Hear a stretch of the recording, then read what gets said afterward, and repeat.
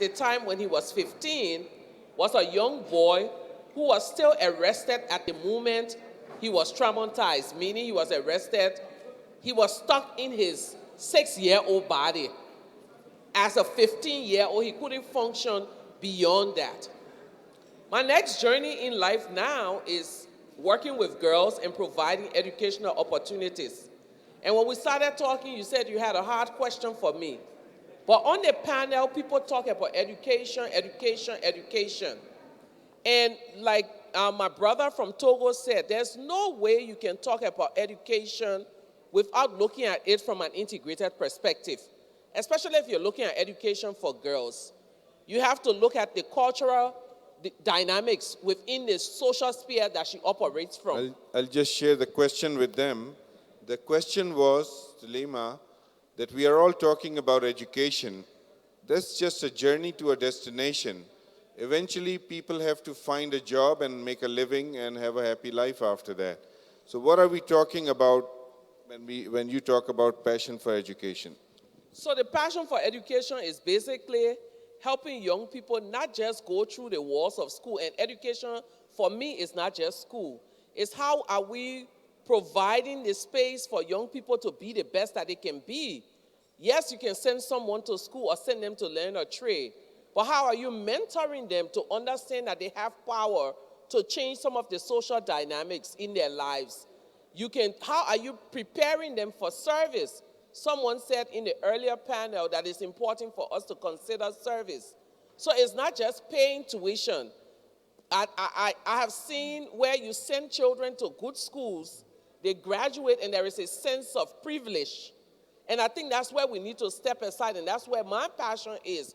How do I send a young person to school or help them get an education that prepares them for leadership, that prepares them for service, but that also helps them to be employable?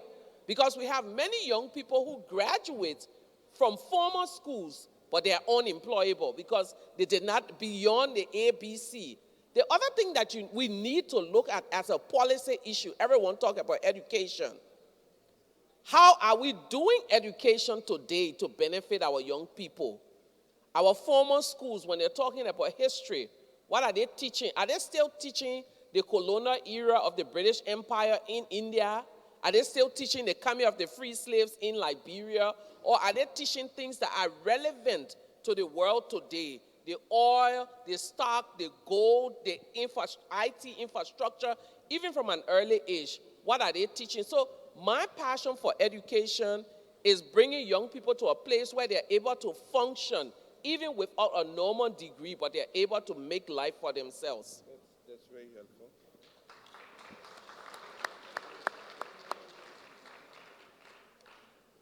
Hello. Okay. Prince Ali, we are lucky to have you with us, and if we could hear from you as to what is Jordan looking at creating ripple effect, how you looking at it, but you also have the challenge of looking at education for the refugees because you're playing a very important role in that. Would you like to comment on it, please? Well, obviously, as our country stands as Jordan in the world right now, we are the host of the biggest refugee population in the world. And we come from a country that has some of the least resources in the world, including, for example, we're the third country that has the least water resources. Having said that, and again, going back to education, and to take it in a bigger context, we have to have an education or education values that can be used, that can also help international organizations help us as well. If you look at the United Nations, for example, the work that it's doing, or the way that the method that it works, is based on something that happened after World War II. And basically it was created to pacify the situation post-wars. You have many international organizations that are working as hard as they can, but again, the way that they approach things is through statistics and not through a human value. In other words, if there's refugees, how many get to go to this country, or what they get to to do. There's no real human backing behind it.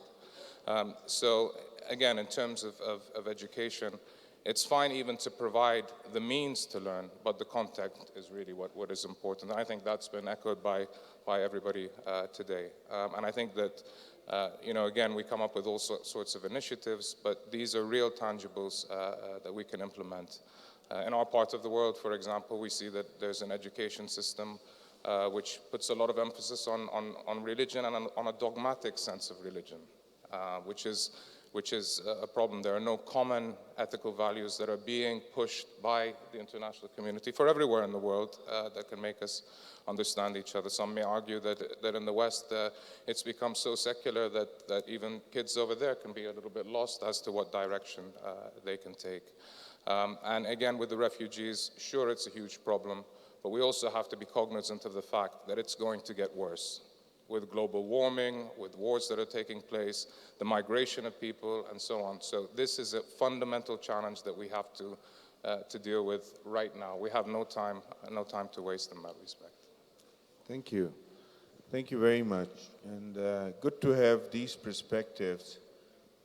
We also have Bouchamawi, who's President of Tunisian Confederation of Industry, Commerce, and Culture. And she's also a mother. And if we can ask from her perspective, that what is her message to deal with this issue of education, but from a practical and emotional point of view?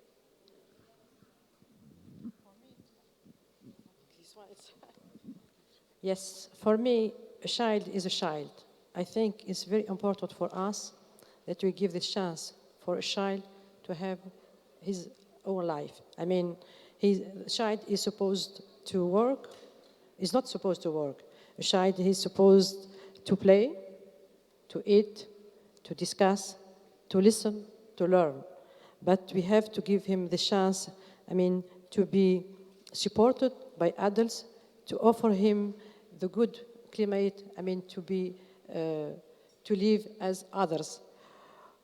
For me, as a mom, as a mother, I'm aware about the situation of children everywhere, because children, they don't have the opportunities, to go to school, to play, and in such countries like, our neighbors, in Libya, in Syria, in Yemen, in Iraq, the children lost their childhood because they don't. Their countries are always in conflicts. For me, we need to provide education, a very good quality of education. We have to forbidden the labor of children. We have to be more strict in respecting laws. And of course, we have to be aware about their future. The future for our children is very important because we can construct a new world with educated people, young people. As president of Tunisian Confederation, as businesswoman, as I'm aware also about to offer the chance for, people, training people and trained young people to have a chance to go to school or to be, employed in companies with respecting also the law. For us in Tunisia, I think our problem, big problem, is not how we can find, find jobs for people who already have high education, high-level education. Because in Tunisia we have 50% of unemployment people, and especially in young people, and especially for girls. So what we have to do for them? We have to offer them the opportunity to learn, to be taught, to be coached, and of course, to be entrepreneur. We have to facilitate the environment, the business environment, so that we can facilitate, the access to the finance, the access to learn more, and to have their own companies, to have even small one, because to have dignity, we need jobs. To have jobs, we need education. And to have jobs, we need also to have decent jobs with good conditions. Thank you very much. We are really pressed on time. And before we all move on to the next session, I wanted you all to visualize, whenever you have time, for 5 minutes, close your eyes and picture 15 years from now and picture 25 years from now, where the children of today who are there right now as young kids and who will be born, what kind of world are we leaving behind for them? With climate change, we hear many cities of the world would be in water with just 2-degree increase of temperature. With social upheaval and the hate and discrimination increasing around the world, how are we going to look at the future? And if we are looking for a future world for the children, we need a lot more than education, employment, and all these aspects to keep an eye on. Thank you very much. Thank you.